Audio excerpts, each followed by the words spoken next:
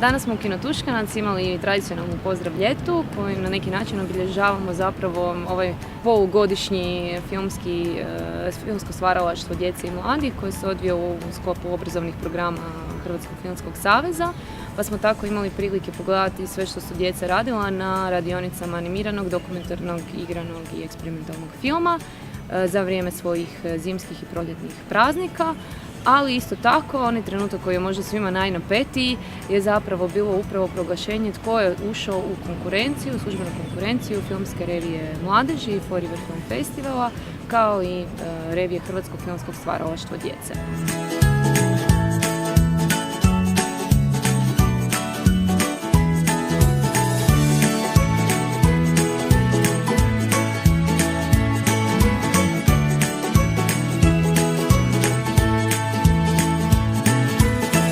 Što me najviše raduje svake godine kad se pojavi neka nova škola, neki novi rad, on ne mora biti, kako bih rekao, ne mora biti ni odabran, ne mora biti ni dobar, ali barem da neko nešto pokušava raditi u okvirima onim kojima može djelovati. Jer krajnjoj liniji sve te filmove i oni koji su odabrani i oni koji nisu odabrani su zapravo lijepe filmske vježbe koje treba potencirati. Bilo je nevjerojatno zanimljivo pogledati baš sve filmove koji su prijavljeni, njih je bilo negdje 270 i selekcija je zapravo bila vrlo teška jer je kvaliteta filmova za mene bila vrlo iznenađujuća s obzirom da sam ovdje prve godine u ovoj selekciji. I zapravo nekakva nit vodilja s kojom smo mi birali filmove je bila ta da tražimo filmove koji će biti drugoj djeci zanimljivi za gledat jednom kada dođu na festival i koji će im biti poticajni i možda da međusobno kada budu razmjenjivali iskustva mogu jako puno naučiti jedni od drugih.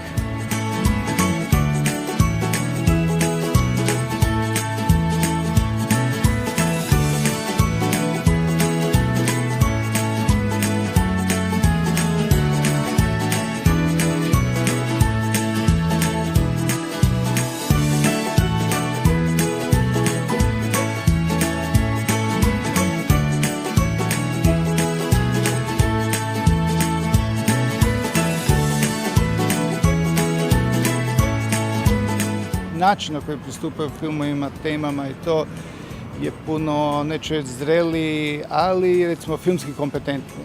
Kada već razmišljaju kako će što prikazati, kada razmišljaju kako će nešto složiti, kada razmišljaju zapravo malo više o tim filmovima koji stvaraju. Znam da je nekad to kod djeca više na razini jednog lijepog instinkta, iskrenosti i vjerojatno nekakve adrenalina, kajno brzo snimiti, nešto napraviti.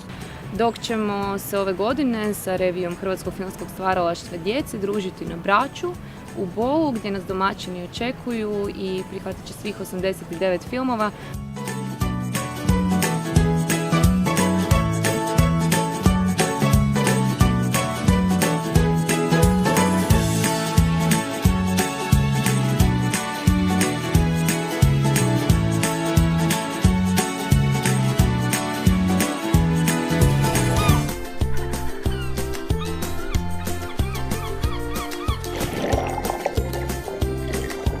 Yeah.